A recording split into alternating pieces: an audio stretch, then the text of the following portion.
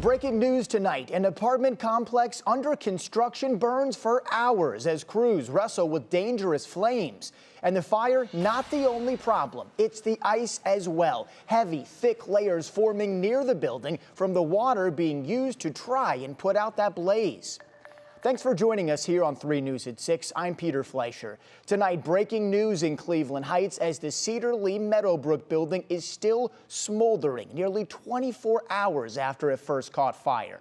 The drone video tells the story. Flames could be seen shooting from the roof of the building last night, while this morning it was burned out, but the smoky shell of the massive structure remains as the damage is extreme. Cedar Road remains closed after crews from multiple departments spent the night and day fighting that blaze. Annabelle Childers is live there now after speaking with people who live nearby. Annabelle, what does that scene look like tonight?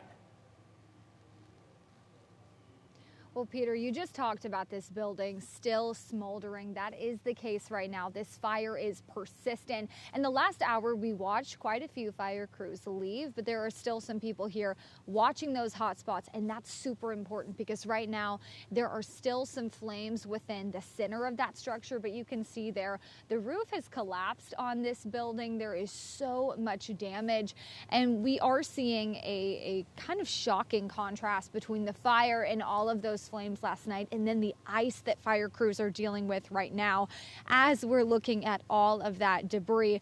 Now, the remaining fire crews still here, just watching those hot spots. The fire here started burning at around 7 o'clock last night. Now, as we said earlier, this is a $66 million project known as the Marquee at Cedar Lee, which was going to house apartments, retail, and restaurant space. It was set to be complete this summer. Now, today, lots of people came to get an up-close look at the damage for themselves, including Ariel Hawkins, a woman we spoke with who lives nearby and watched that fire start last night.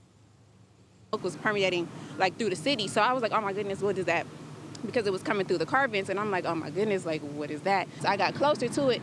It was crazy. It was absolutely crazy, and so I don't know. I'm glad they got it under control because it would have been crazy.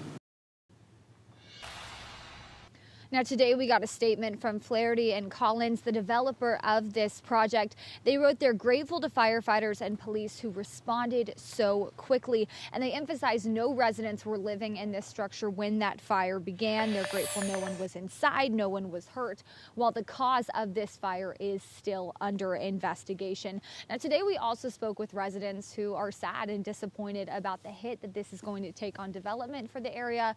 More on what they have to say from that perspective of being residents here on our next show at 11. Annabelle Childers live at that scene. Annabelle, thanks.